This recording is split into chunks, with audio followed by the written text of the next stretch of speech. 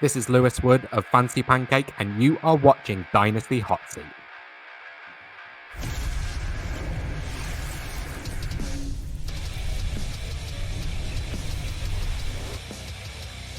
Oh, yes, we are back. It's the Dynasty Hotseat. It's the only Dynasty show out there that is a certified Inferno. And it's another day, another mock draft, but not just any other guest, because it is my friend and yours, Lewis Wood, from the Fantasy Pancake Show. What an absolute legend. He does stuff over at DLF as well. But, of course, you know him from coming third, but one in our hearts in this year's Scott Fishbowl. Lewis, my friend, it is great to see you. How you doing? I am fantastic. What an intro. It's great to have a little highlight of, my recent achievements. Yeah. And the Scott Fishbowl thing was amazing. And I think it's the sort of thing, the first time you ever win a fancy championship, not that I won, and you sort of realize a few days afterwards how hollow it is that everyone else but you doesn't want to talk about it every day. Whereas I wanna constantly talk about, like, hey, this is the biggest charity tournament. I came third, and it's done now. So no one really wants to praise me about it. So I'm very glad to come on this show and have you remind me and praise me for doing that. So I'm delighted to be on, man. It is always a pleasure chatting with you. So yeah, excited to go through today. If you wanna remind people, I suggest joining a league. You actually are in this league that has an obnoxiously large trophy that you can put in the background of your podcast, and that'll keep things fresh in people's minds. But yes, mate, we're going to get right into it. Hey, this is going to be weird because we're recording this pre-Super Bowl. This is going to go out post-Super Bowl, Lewis. So I'm either really happy or really sad right now with my Chiefs playing in the Super Bowl. Fingers crossed. If my Chiefs lose, hey, let me know in the comments. If they win, I'm sure people will stay quiet about it. Any Chiefs fans, let me know in the comments. We're gonna pull up our draft board though, Lewis, because we've got some really cool players to talk about in this 2025 Superflex mock draft. Lewis, before we do crack on into this, though, any general perceptions, any general vibes about this class in general for you? Yeah, I think so. I'm really having an interesting thinking about the class at the minute as I'm doing my rookie profile series and I'm getting to know a little bit more about each player. And I'm steadily becoming higher on the wide receiver class than I think I was beforehand. Ooh. And I think people are talking a lot about kind of, this isn't the same wide receiver class that we've seen in recent years.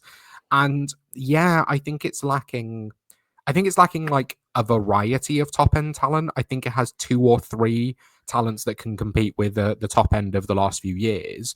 But I do think it's relatively deep. And the interesting thing, because I was preparing my rankings coming into this, because I've not really been ranking positions against each other as I do each film review and as I do each scouting episode. I'll set together my rankings at each position, but I don't really tend to rank them against each other just yet. And starting to realize that, the running back class is better than the wide receiver class if you just look at like the talent and the depth and like how far down that elite talent goes. But when it actually comes to playing fancy football and comes to rookie drafts, and you'll see this happening throughout, like I found myself picking wide receivers before I was picking running backs, and I think that's going to go against the consensus. But I think it's a really interesting one of just like positional value when it comes to fantasy compared to like elite talent when it comes to the scouting side of things. I think that's really interesting. And that's why I love getting so many different guests on the show to see all the different perspectives, to see what different people think. And hopefully at the end, I'm able to put all this together and people listening are able to put all the episodes together and figure out, where their players lie in this draft for now. But you'd mentioned these wide receivers being elite, being special. Are you going really against the grain and putting a wide receiver at 101, Lewis? I am. And I think it's really fun to be able to start off with. So it's Tet McMillan. Like I'm not going that against the grain that I'm picking a different wide receiver first overall. So when I was having a look through this, and like in terms of just ability at their position, like Ashton Jeanty is further clear of being the RB1 in this class than Tet McMillan is of being the wide receiver 1 in this class. And Ashton Jeanty is, an absolutely elite prospect. But when I'm looking at Tet's film as well, when I'm watching through his performance, I don't think he's a worse prospect than the wide receiver one in the last few classes. And when it comes to that sort of positional value, when it comes to dynasty, I would always rather build around wide receivers than I would rather build around running backs. And Yeah. even when you look back, look at the Bijan class, and yeah, it took a while for the wide receivers to come off the board. It was more Bijan going ahead of the quarterbacks. You wouldn't take Bijan ahead of CJ Stroud right now.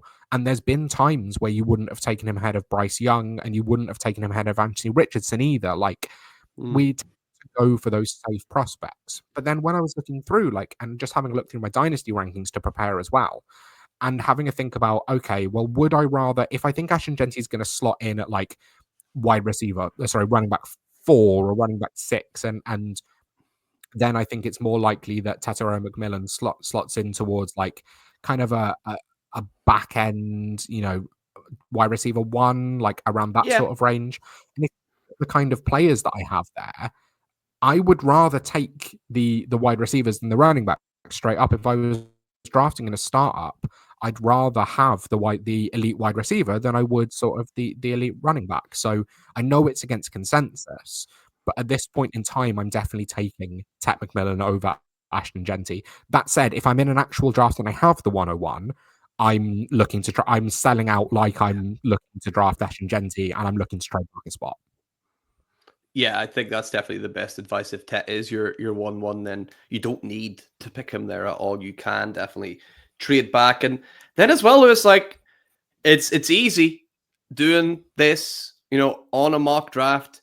But if you're a real life team that's really got the 101 because your team is terrible, how much is Ashton Jeanty going to help you right away? Is it actually maybe a better idea to take that wide receiver to build that long-term success and secure it? Because, Jeanty's going to be around. He's a good prospect, but I mean, a really good running back, 3-4 years, right? You see them burn out quite, unless they're elite guys, and your team might still suck in 3 or 4 years and you're back to square one. Whereas Tet could be, closer to that 8-9 years. So it's all about balance. So I've got no objections to seeing Tet McMillan go 101. You know what I do have an objection to though, Lewis? Before we move on to 1-2, goddamn, is it 82% of people right now not subscribed to the show. I do have some slight good news though. It was 85% last time, so it has 3% of you legends. Let's get that done. I want some 50-50. Can we get to 50-50 here, please? Can we hit that subscribe button? Stop freeloading on here. In fact, you can still freeload because it's free to do it anyway. So hit that subscribe button. Lewis, what do you got to say to those people who aren't subscribed? Oh man, this is the best rookie content that you're going to find. These mock drafts are so much fun to sit through. You have to be subscribed to Mags. He is so close to 1,000 subscribers, and if you're watching this, you've got to help him get there. That's true. I am very close to it. Hopefully we'll get over the line. Let's go into the 102 now though, Lewis. Who have you got? So this is Ashton Jeanty. And obviously this is kind of the same conversation. I just wanted to pull up because I've got my rankings in front of me and to sort of demonstrate my point. If you say Jeanty's going to be a top 5 running back and you think Tet's going to be a top 12 wide receiver, by my dynasty rankings, that's Chan versus Garrett Wilson. And in that situation, you're probably taking Garrett Wilson. That's just my point. Ashton Jeanty, this is, I don't think anyone watching needs me to tell them my thoughts on Ashton Jeanty. This is the guy, this is the true 3-down skill set. It's the contact balance and the just ability to break tackles, which is unbelievable to me. And this is the kind of guy that if you ever look through analytics, he kind of breaks it. Because when you're looking at force missed tackles on a season, he's having more force missed tackles on a season than a lot of backs will have in their career. In terms of yards per game as well. You're looking at regular. I mean, I remember seeing I think it was in playoffs, but it might have been just beforehand. His rushing line in a game was 240, and anyone in the know is smashing the over. This guy is truly generational. This is the best running back talent that we've seen since Bijan Robinson, and competing up there. If you've been playing fantasy for a while and playing dynasty for a while with Bijan, Saquon Barkley, even back to Zeke Elliott, as and just really highlights a fantastic class.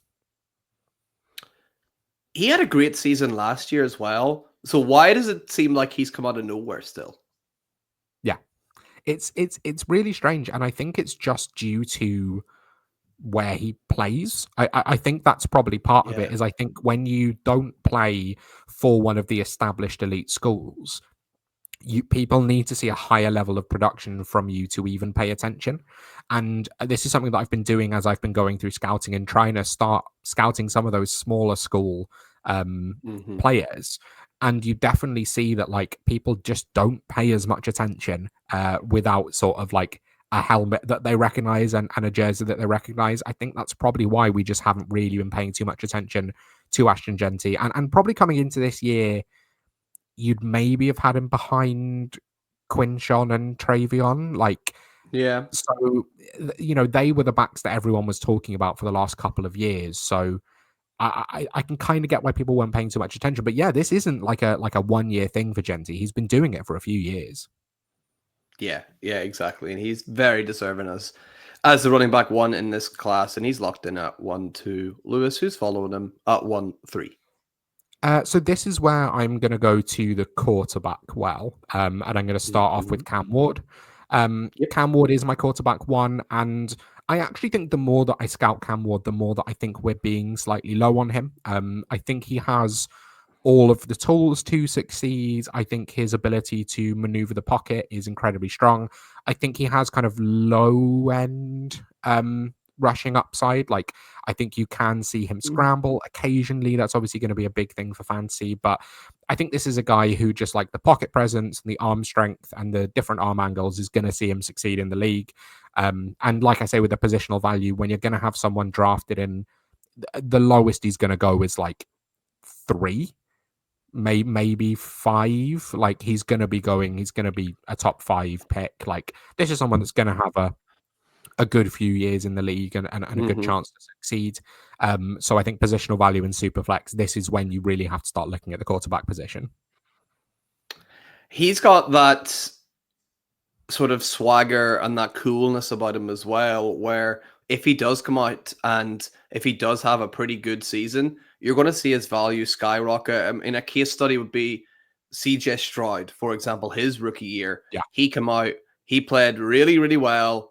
He finished pretty good, I think, quarterback 12 for fantasy. And at one stage was quarterback and player number 1 overall on Keep Trade Cut for a time. And then you see this year, Bo Nix comes out and has a better season by all metrics. And everyone's like, yeah, sure. Right? Because he doesn't have that coolness, doesn't have that swagger.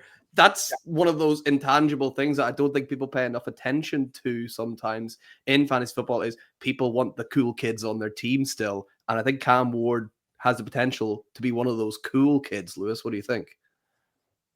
Yeah, definitely. I'd like to see that kind of coolness translate to better footwork sometimes, because a lot of the time that coolness, like you'll see him just standing completely still, sort of legs together in the pocket, because he knows he can make the throw and he knows he'll be fine. But I'd like to see that translate a little bit. But yeah, 100%. Like, you want players who can do cool things, and you want players that like.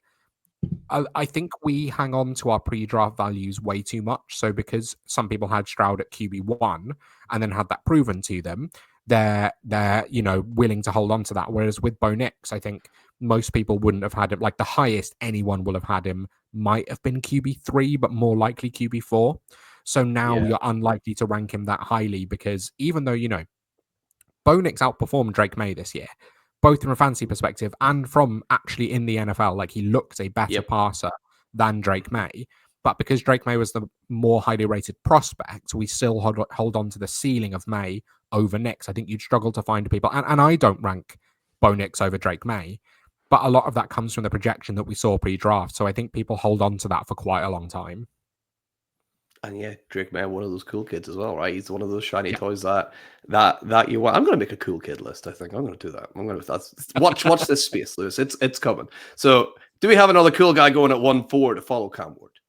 I think we have a pretty cool guy at 104. We have Luther Burden. So Burden was the first scouting video that I did on my channel.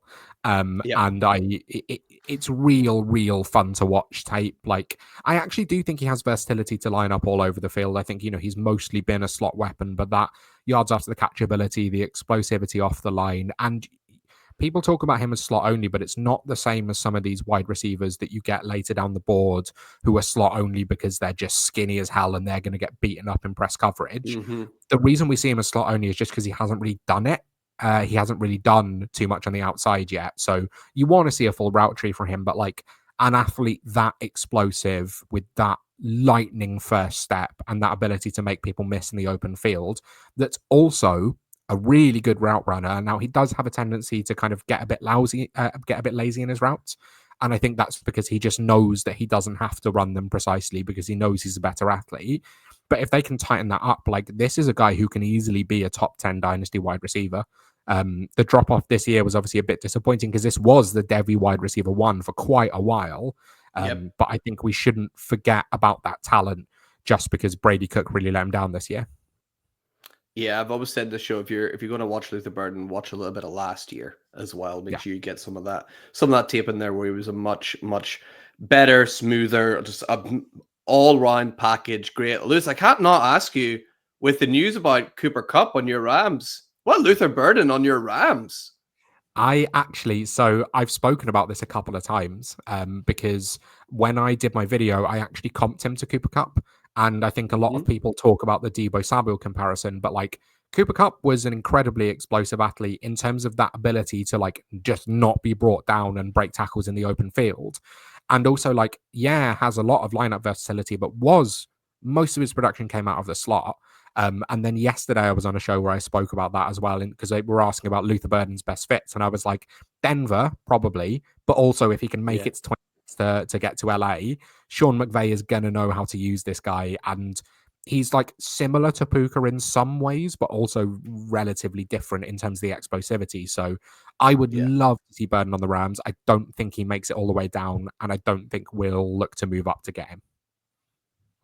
Yeah, you might be right there, but yeah, that's the first thing that kind of popped in my head. Weird, when I seen the Cooper Kupp news, I was like, oh, are they going to bring in Luther? But what are they? What's going on here? They've obviously got some kind of, well, Lisa, you're hoping they've got some kind of plan there. But Luther Burden would be a brilliant replacement for the legend Cooper Kupp. Who's following up Luther Burden at 1.5 for you, Lewis?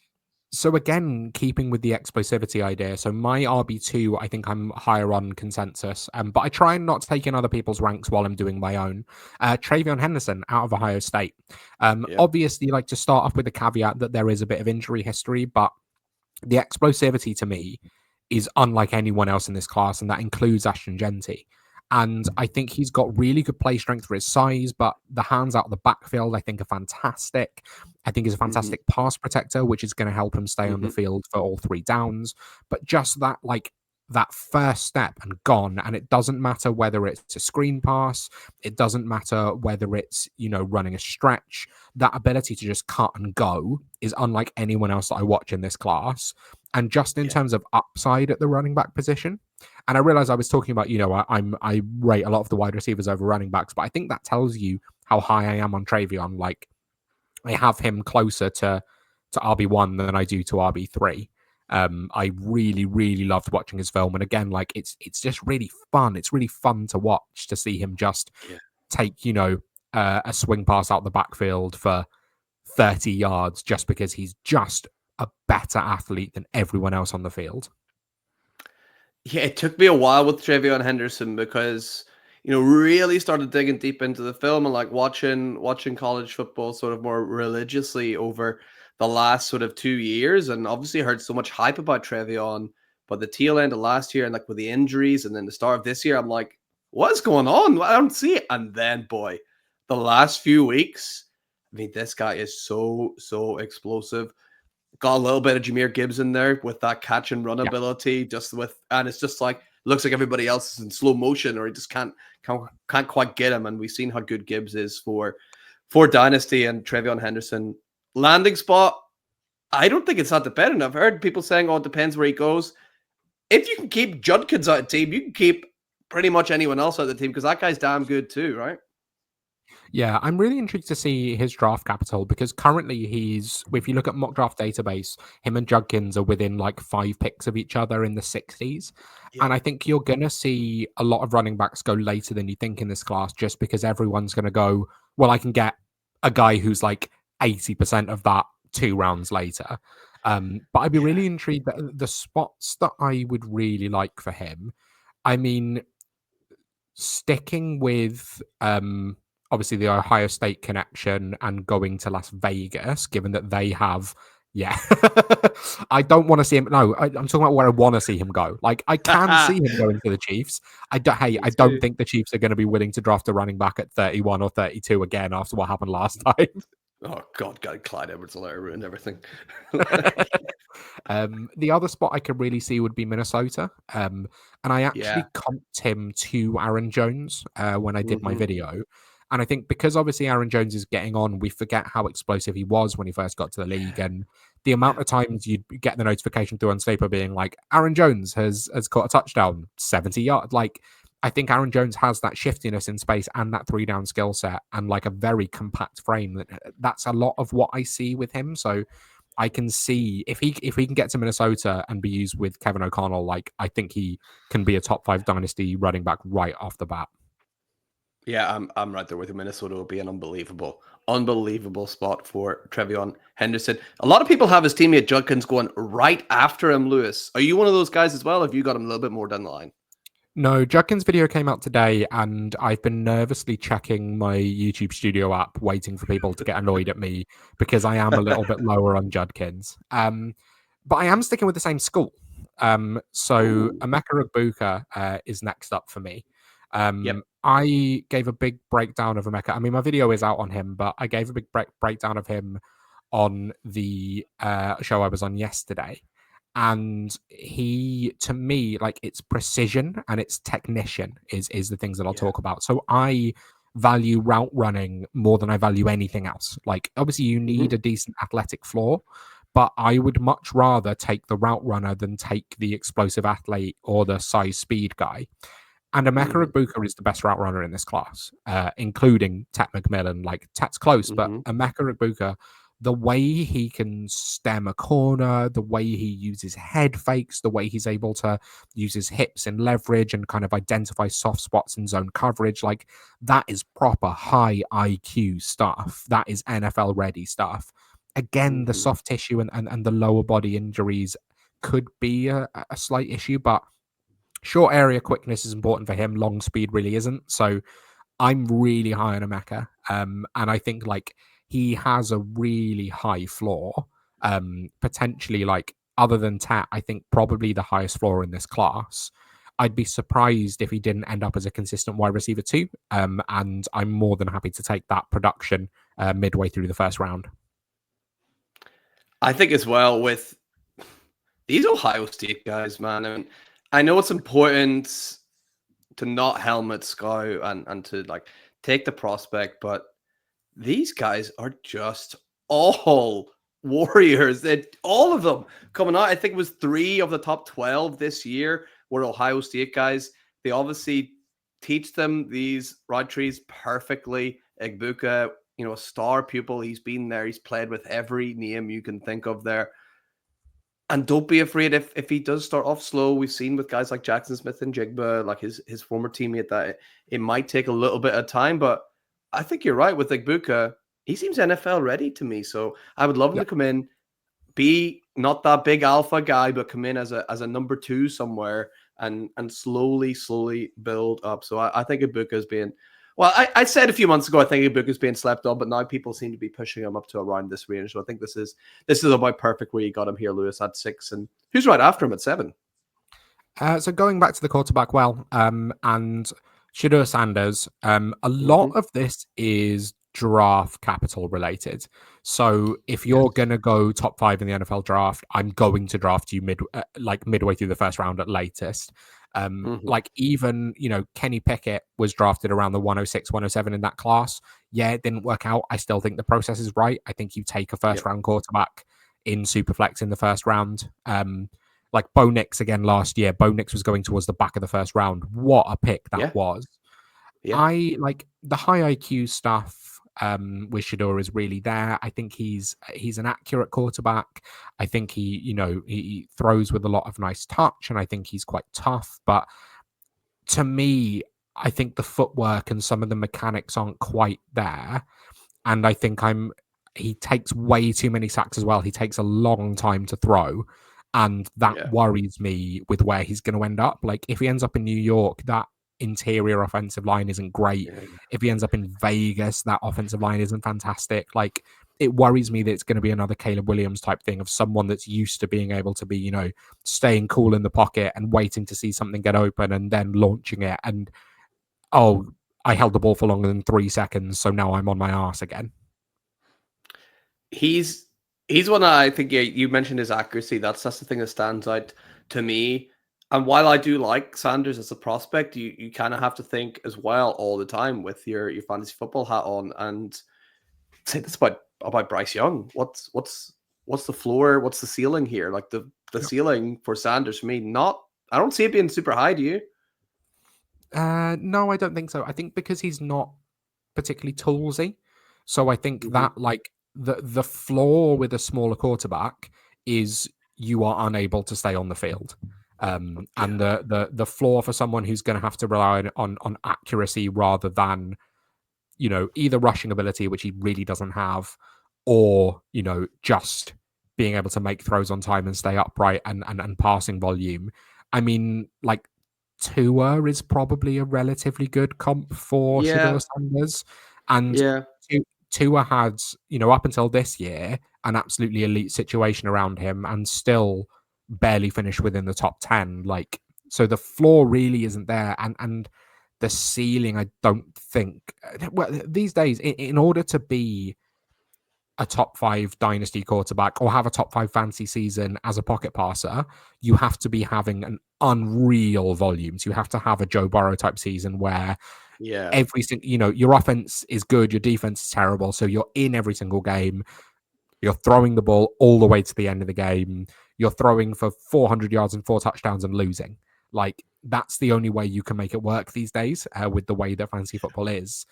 And I don't think Shedeur is ever going to be that. And I realize I'm talking a lot of crap about him, and I'm still got him, you know, midway through the first round. I do like him as a prospect. I do think, you know, if you're just looking at pure rankings, I'd probably have him somewhere around the 20s. He will get drafted way higher because quarterbacks do, aside from that Kenny Pickett class.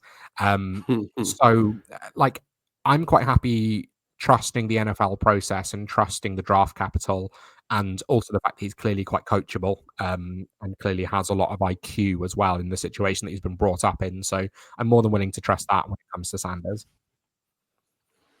Yeah, so you look at like all of your quarterbacks that finished as quarterback 2s this year, apart from Anthony Richardson, they're all guys that you're not really saying are these big, high, you know, rushing volume quarterbacks. So I think Sanders could slot in as a quarterback 2, which is nothing to sniff at. Absolutely nothing to sniff at. It's so important to have those guys because we've seen last year you can be scrambling for a quarterback, and even having someone like Sanders to slot in, I think it's still worth paying the 107 for sure. So I love that position there. Who's right next to him at 1-8? So going back to running back here, and I think this is probably like, it's not to say that I'm lower than consensus on it's Caleb Johnson to go here. And it's not to say that I'm lower than consensus on him. You know, he's still my RB3. I think a lot of people have him quite close to Ashton Jeanty. I think it's more that I'm just higher on Travion Henderson and higher on some of the prospects we've seen so far. Like, again, this is you know, third in college football in 15+ yard carries this year.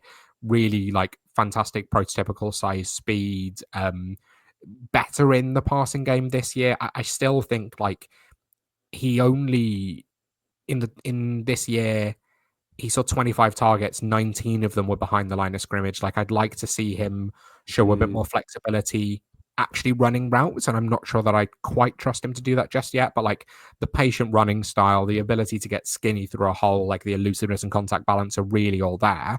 The slight downside is just that like if you say Travion Henderson has a 3-down skill set, I think Caleb Johnson has a 2.5 down skill set. Like I'm just not 100% sure just yet that he's going to be in on every third down. Yeah, I can see that as well. Like you need so many things. Like, and this is something I'm not great at watching tape for, but like pass blocking seems to be a really, really big part of it. I've not particularly, seen anything from Caleb Johnson that makes me think he's an elite pass blocker. Where Trayvon Henderson, surprisingly good pass blocker Really, for a really guy fantastic pass protector. Yeah.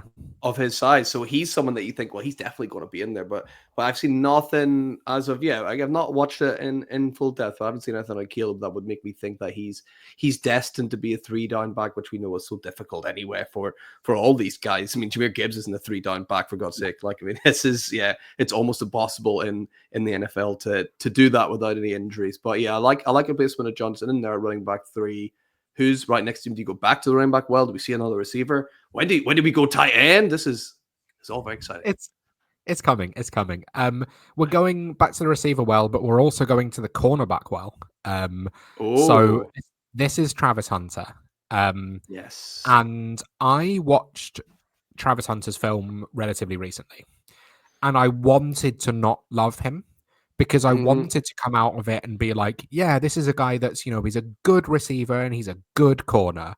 No, this is a guy who's like a great receiver and an elite corner. Like, if you're just drafting him as a wide receiver, I think you can argue for him all the way up at wide receiver 2. I know there's some people out there that have him as wide receiver 1. I'm not quite there yet.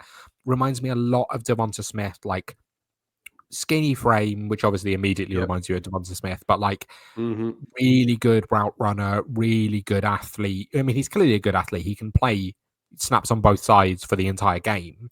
But the football IQ really comes in, like that ability to know the way a corner's going to play and be able to beat him off the stem of the route, like, is really, really obvious. Again, similar to where I was like, people don't really need to tell me why Ashton Jeanty's good. People don't really need me to say why I have Travis Hunter a little bit lower. My issue is that he should want to play wide receiver because he's going to make way more money playing wide receiver. I think he is a better corner than he is a wide receiver. And that is saying a lot because he's a fantastic receiver. But I think teams will want him as a corner primarily. And if we don't know, if you're drafting pre-combine, if you're drafting pre-draft, I don't know where you can take Travis Hunter. I don't have the answer because you could waste a first-round pick. Now, there comes a point, and I think it's about now, where the upside is really worth it. But it's really hard to take him any higher than this right now. If we don't know, the injury risk is even higher, even with that incredible conditioning. And if we just don't know how he's going to be lining up, it's so hard to rank him right now. It is amazing. Everyone has sort of the same, like, very similar monologue to you there, Lewis, about Travis Hunter, where everybody's essentially saying, Travis, I'm sorry, it's not you, it's me. Like, it's not much I can do here. I'm very sorry, but you're just too good. You're too good for me, Travis. There's nothing I can do, right? Yeah. Oh, yeah, absolutely. Like, if he was just being drafted as a wide receiver, everyone would be ranting and raving about him, and you'd be talking about him all the way up, like alongside Tet McMillan. He'd be in conversation for the 101 of this class. Like, it will be so easy to rank him, but he's not. So it's really difficult to figure out what you're going to do here. Yeah, absolutely agree. But he's still making it into that first round. 3 picks left of the first round, Lewis. Who's going at 110? So this is where the tight end run starts. It's Tyler Warren, first of all, and I'll kind of spoil the next pick as well if you want to lock it in, because Colston Loveland's going back to back. I am having such trouble separating these two and trying to figure out who my tight end 1 is, and I think I'll end up doing a kind of cop-out 1A, 1B. And they're different flavors as well. Like, this is kind of the thing with this tight end class is both of them have the ability to be a tight end 1, like both exceptional athletes, both exceptional, like exceptionally versatile in the ability to kind of be played all over the formation, both really good hands catchers as well, both like tough after the catch. Obviously, like a slight bit of difference. I think you can tell with Tyler Warren that he's not quite there with the blocking game yet, because he obviously, I mean, he played quarterback up until a few years ago, and I think he probably needs a little bit more muscle added to his frame, whereas I think Loveland is stronger in the blocking game now. And the main thing that may potentially make a difference is just the age. I think Tyler Warren is 2 years older than Colston Loveland coming into the league, which could potentially make the big difference. But like, these are both like multi-role tight ends who can succeed all over the field, win in a lot of different ways, can block, so will be able to stay on for all 3 downs. Like, these are guys that you need to be taking with first round picks. I think you can rank them quite. I mean, the dynasty tight end landscape is quite weird at the minute, so I think you Yes. can probably rank them inside your top 5 immediately, and then figure out from there which one is your favorite. Yeah, I think you're absolutely spot on. They're both really, really strong candidates, and it's really difficult to separate them. I mean, Tyler Warren just absolutely crushed. He got way, was it like 1,200, 1,300, 300 yards, which is way more than Colson Loveland's ever had. But then you have to factor in he plays for Michigan, who do not like throwing the ball. But when they do, they throw to him. And it's like this year he had about as bad as a season as you could imagine in terms of what Michigan were able to do. But it was very, actually, on paper, very similar to his season last year when he was the undisputed tight end 1 overall. So I think without this Tyler Warren explosion, Loveland would be definitely up there as tight end 1. I'm with you. I keep flip-flopping, but I still got Loveland a little bit ahead. I think Warren had the best possible season he could have had. Loveland, maybe the worst possible season. The fact that they're so close makes me think, well, luck would tell you, or something would tell you, that Loveland won't be in a similarly bad situation, so he would edge it. But I got no arguments putting Warren ahead and Lewis. I'm with you. I'm probably going to cop out and say 1A, 1B as well. It's that damn close. Yeah. Both of them a lot of fun. I mean, asking every guest, I got to ask you: is it an insult for me to say Tyler Warren reminds me of a young Taysom Hill? Is that an insult, or is that okay? I don't think it is. I mean, Taysom Hill, just in terms of that versatility and that play strength, like, and I think you do see him get used out of the backfield occasionally. I think, I mean, young Taysom Hill was like 28 when he came into the NFL. So young Taysom Hill is going to be like during his mission at BYU. Yeah, he's a special talent. He's going to be a lot of fun to watch, as I'm sure Loveland will as well. You got 1 pick left of round 1, Lewis. Who's it going to be? So I'm going with Jackson Dart here. Jackson Dart, I recorded my video on today. That'll come out tomorrow. And I do like what I see from him, and I think he actually has higher rushing upside than the quarterbacks that have come off the board already. Again, some of this is a draft capital thing, because I think he's going to go in the first round. I don't know where, but I think he will end up being a first round pick. I ranked him at the 112 here because I don't really know what to do with him, because this is something like if he went at 50, it wouldn't surprise me. If he went at 110, it wouldn't surprise me, just because I think teams are falling in love with him. I think the problem is the arm angles are really fun to watch, and the quick distribution is really fun to watch. The problem that I see with him, I mean, first of all, is that Ole Miss scheme that we've seen from a few quarterbacks that, like, I just don't know if you can run a pro offense. I don't know if you can do multi-field reads. I don't know if you can actually make decisions after the snap. Like, and that's not to say you can't. I've just not seen you do it. And the other thing is, like, I think because he is a good athlete and he's a good runner, but I think he has a tendency to like misread a pocket and think that a pocket is collapsing way earlier than it is. And he doesn't really have any ability to like step up into a pocket when an edge rusher goes behind him and make the throw. The moment there's like, if he can see anyone in his field of vision, he drops his eyes and he runs. And I think he really needs to figure that out at the next level. I think that's not going to translate. You just need to be able to trust the pocket around you. And I would rather you take sacks because you've trusted your O-line and it hasn't worked out, than you constantly look to scramble, because that's where you actually will end up getting sacked more, is where you're trying to extend plays and you're suddenly not a better athlete than everyone else on the field.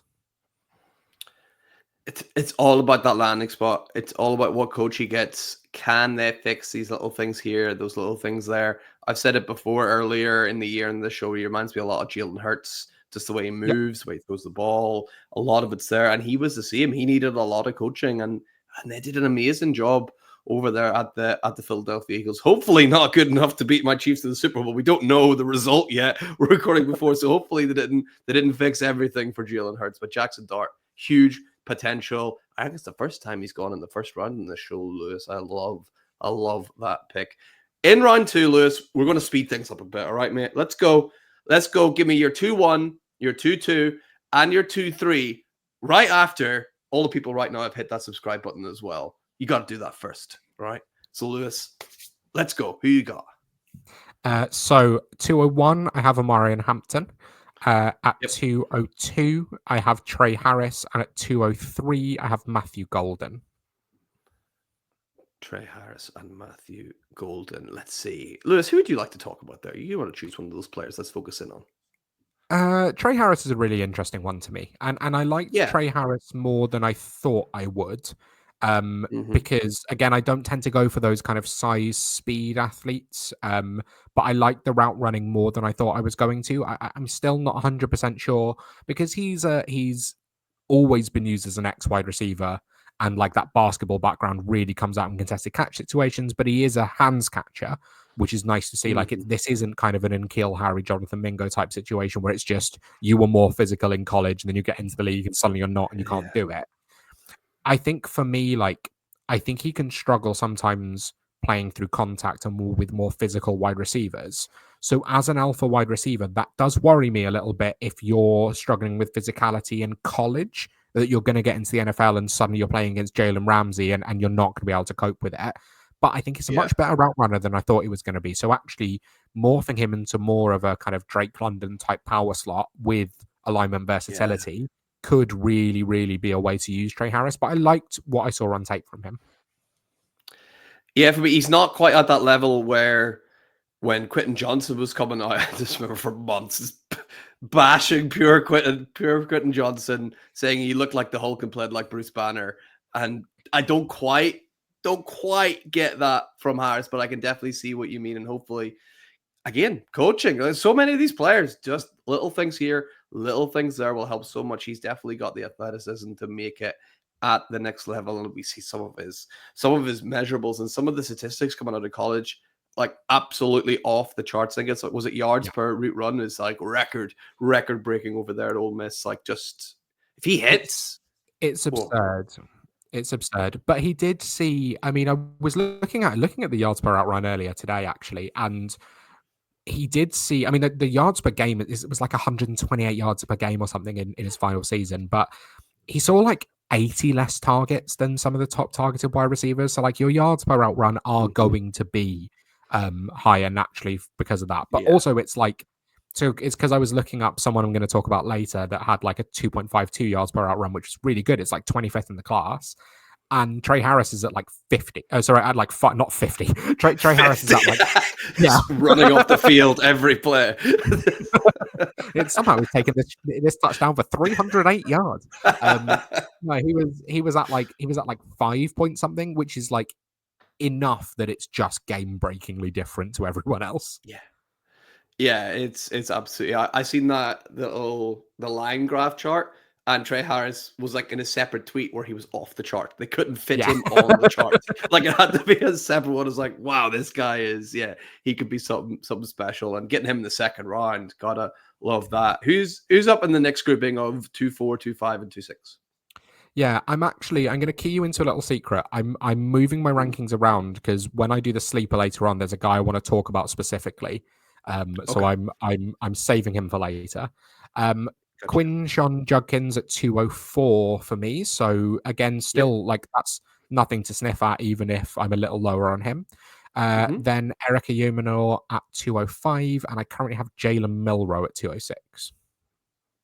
Eric, Alec, right? Alec. I've never heard that name before. Alec and Milroe at 206. Milroe absolutely fascinates me, but I think we spoke about him too much in the show. Maybe let's go Quinshon Judkins, right? Because some people, the hot seat fans, they get all angry in the comments. They're going to be angry about Amarian Hampton. Heads up, they love that guy so much, so they're going to be angry about that. But Judkins, this may be the lowest we've seen Judkins. You did kind of warn us a little bit earlier. What did you see that made you think I need to move him down a bit? It's less what I saw that made me move him down a bit, and it's more what I saw from others that made me move them up. And then I Okay. slowly realized when I was looking through the tape that, like, I love the contact balance and I love the Mhm. physicality, but sometimes I don't think he plays up to his physicality as much as he could. I think he has good athleticism, not great athleticism.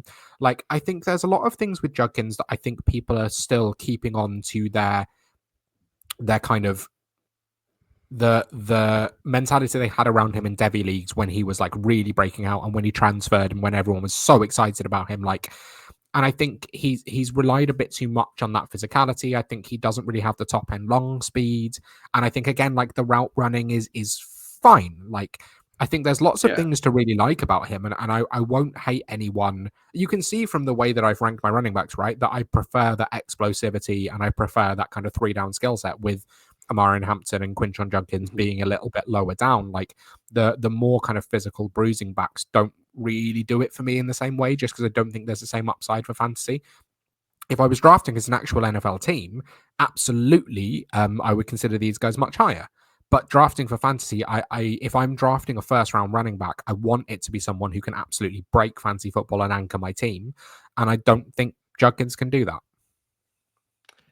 It is really the physicality thing is quite interesting because you look at him on paper, you're not getting someone going, this guy, you got to see him, 6 foot, 220. It's like, yeah, like every other running back in the NFL, mate. Yep. Like, that's not, it doesn't stand out at all. I think it literally is the exact average for an Yeah. NFL running back out there. So it doesn't scream it, but he obviously plays, at least in college, bigger than he looks. Yeah. That's always a concern, right, in the NFL, because that's where the big boys are, really, right? Yeah. So I've had a lot of kickback. The video has only been out for like sort of 3 hours, so I've had a little bit of kickback. Because my playstyle comparison for him was Brian Robinson, Okay. and I think a lot of people didn't like that because they wanted me to go, someone much better, and the playstyle Derrick comparison. Henry, like, Yeah, but like no, he's he's not. like Derrick Henry's got like sort of 2-3 inches and 20 pounds on him. Like for Yeah. me, and they're play style comparisons, right? It's not like ceiling floor comparisons. It's not this is who they're going to be when they get in. I'm looking at someone who is a physical running back with a nose for the end zone, and that's Quinton Judkins and Brian Robinson. I'm looking for someone with good hands out the backfield, but as I said on the video, if you have a third down specialist, if you have a better pass catcher, like he was on the same team as Henderson, and Henderson saw way more passing work because he's way Yeah. better at it. And in the same way, towards the end of the season, Austin Eckler started seeing way more passing work because he's better at it. And so I think Quinton Judkins, if he's the only running back on your team, he has a 3-down skill set, he can get it done. But if you have someone else that can have that third down work and work in the passing game, he's probably going to be better for it. So Quinton Judkins would have a decent chance of finishing like we don't really tend to talk about things primarily in terms of touchdowns, but like Mhm. he could really play a David Montgomery type role where he ends up finishing as a Yeah. top 10 running back just because he has that physicality and nose for the end zone.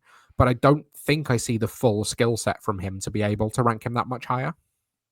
And betting on touchdowns is a fool's game. It really, really is. Yeah. It changes so much every single year. I don't hate that Brian Robinson comp at all. Let's just hope Judkins doesn't get shot anytime soon. That would be that would be very good for his prospect grade at all. So he's locked in along with Alec Iomanner and Jalen Milrow too.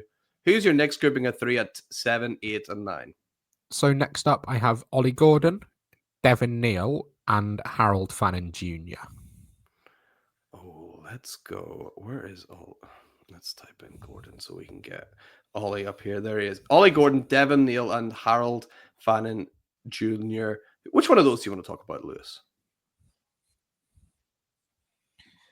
I would quite like to talk about because I think there's been a lot of talk about Ollie Gordon recently because he absolutely blew up the Senior Bowl. But Harold Fannin Jr. I think is a really interesting one for me, and Mm-hmm.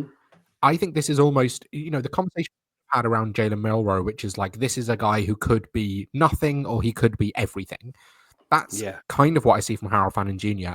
And I tweeted about this, and I got a lot of people coming back at me about Harold Fannin's performance in a couple of games against better opposition. Now, interesting, both of the people that came back at me went to Bowling Green. So like, yeah, obviously they're going to be talking about their guy and they're going to be annoyed that I'm Yeah. not so high on him. His receiving upside is really there. Like the receiving upside is really strong. Mm-hmm.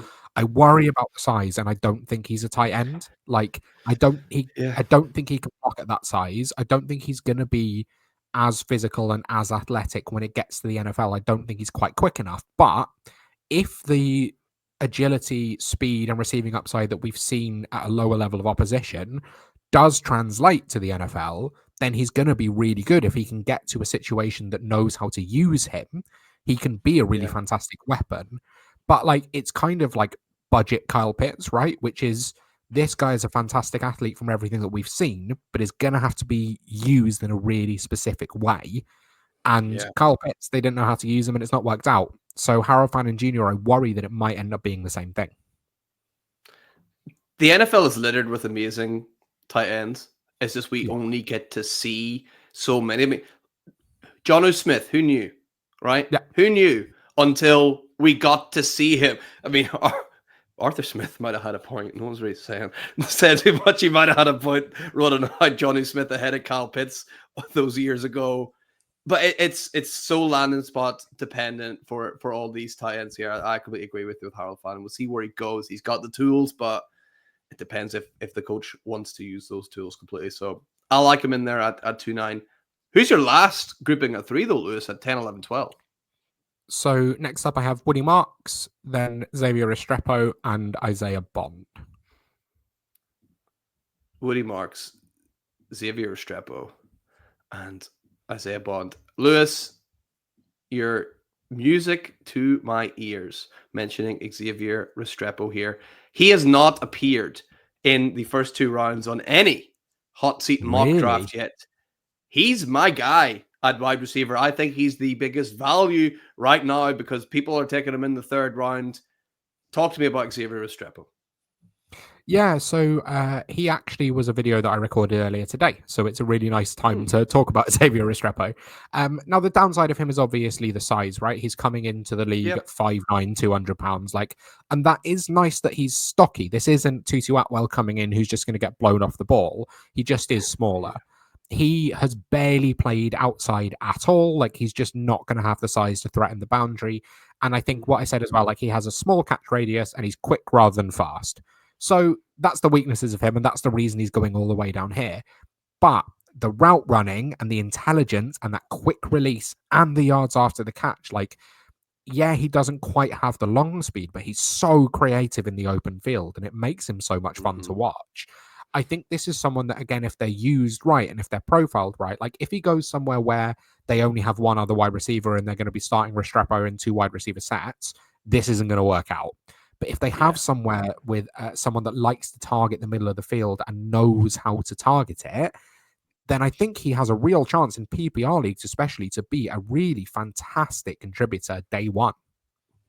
Yeah, you're right. Just you spoke about it earlier, how important it is that route running, and he's got it in absolute spades. The separation that he gets for being a guy that isn't necessarily the best athlete out there, it just makes you kind of go, wow, there's definitely something here. So I love seeing Restrepo in that 2nd round for the first time. Lewis, that's why we're always linked together, Lewis. We've always on the same wavelength. But I can't let you go because you said you even readjusted your rankings for this. We're gonna chat some sleepers. Who's the guy you've been dying to talk about? So I talked about this on Twitter earlier today, or X, the everything app, earlier today. And I have fallen in love with Ty Felton out of Maryland. And I don't know if you've sat and watched him yet, because he's consensus in Dynasty rookie drafts going around the back of the 3rd towards the top of the 4th. So the reason I moved him down is because I currently have him ranked just ahead of a Yeomanor. So, but I would never take him there because he's not going to go there. He's going to go towards the, even if he rises, it's going to be the top of the 3rd round. From the film that I have watched, I think Felton is the 3rd best route runner in this class. I think it goes Emeka Egbuka, Tet McMillan, Ty Felton. And I think people are really sleeping on him just because I mean, he goes to Maryland, like it's not one of the top guys. He did really Yeah. well at the Senior Bowl, but I think like he's such a technician as a route runner, really shifty, able to line up all over the field and can work all three levels of the field as well. Like when I was putting together the highlight tape, you can see him working out the slot, you can see him working the boundary, you see a couple of contested catches. Like he did struggle a little bit with contested catches, and again, like the top end long speed, I don't think is there. Again, quick rather than fast. The Maryland offense is again a little bit strange. So he saw a huge amount of screen passes. He had a really low A dot, but like you get that when you're able to work after the catch. And I compared him to Khalil Shakir, Okay. in terms of someone who is able to just, get a few extra yards every time they take it. And sometimes they break the play open, but they're just very difficult to actually get your hands on. And I think particularly in PPR, like I think he can come in and start on the outside in the NFL. I think definitely he can make it work in the slot with that quick release and that kind of shifty athleticism.